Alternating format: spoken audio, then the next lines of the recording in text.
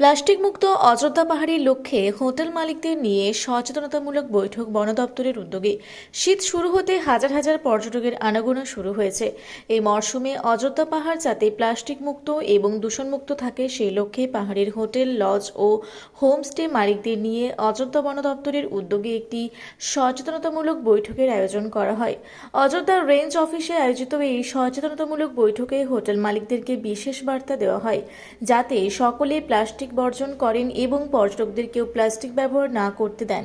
এলাকাকে পরিষ্কার পরিচ্ছন্নতা রাখা এবং নোংরা আবর্জনা ডাস্টবিনে ফেলা, পাশাপাশি আগামী দিনে কিভাবে পাহাড়ের উন্নয়ন করা যাবে সেই বিষয়ে বিশদ আলোচনা হয়। বিশেষ করে অযোধ্যা পাহাড়কে কেন্দ্র করে আমাদের যতগুলো হোটেল আছে, বিশেষ করে হোটেলে আলোদের বেশি আমাদের দায়িত্ব। তার সঙ্গে আমাদের ফরেস্ট ডিপার্টমেন্ট আছে, তার সঙ্গে আমাদের পঞ্চায়েত আছে, পঞ্চায়েত সমিতি আছে, ব্লক আছে, এবং তার সঙ্গে আমাদের বন সুরক্ষা কমিটিরাও আছে।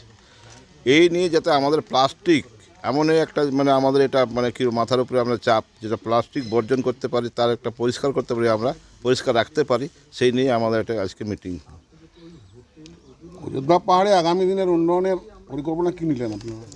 উন্নয়ন বলতে দেখুন, আজকেতে বিশেষ করে অযোধ্যা পাহাড় আপনার ট্যুরিজমের উপরেই তো আপনার বেশ করে আপনার বেঁচে থাকবে।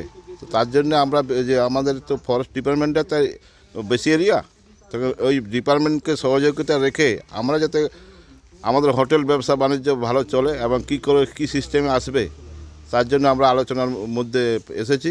এবং এটা আমরা এটাই করব যে আমরা বুঝাতে পারি মানুষকে যাতে প্লাস্টিক না থাকে, আগুন না জ্বলে, কেউ সিগারেট খেয়ে আপনার রাস্তায় না ফেলে, এবং আমাদের যে হেঁটে হেঁটে যাওয়া যে আমাদের যে কিছু টুরিস্ট আছে, পর্যটক আছে, তাদেরকে আমরা ডিপার্টমেন্টের সহযোগিতা নিয়ে ওদেরকে আমরা গাইড দিয়ে আমরা বিভিন্ন রকম দিতে পারি, আনন্দ উপভোগ দেওয়াতে পারি। সেটা আমাদের সব নিয়ে আলোচনা হলো।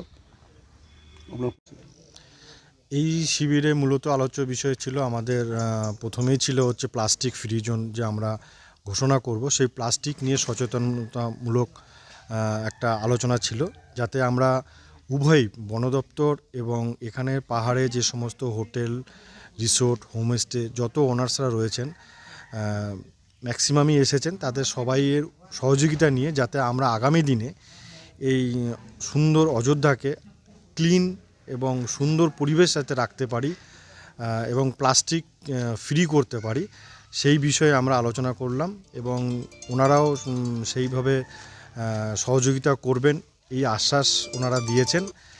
এবং এছাড়াও যাতে পাহাড়ে যাতে ট্যুরিস্টের আনাগোনা যাতে আগামী দিন আরও বাড়ে এবং ডেভেলপ হয়, সেই বিষয়গুলো নিয়েও আমরা আলোচনা করেছি।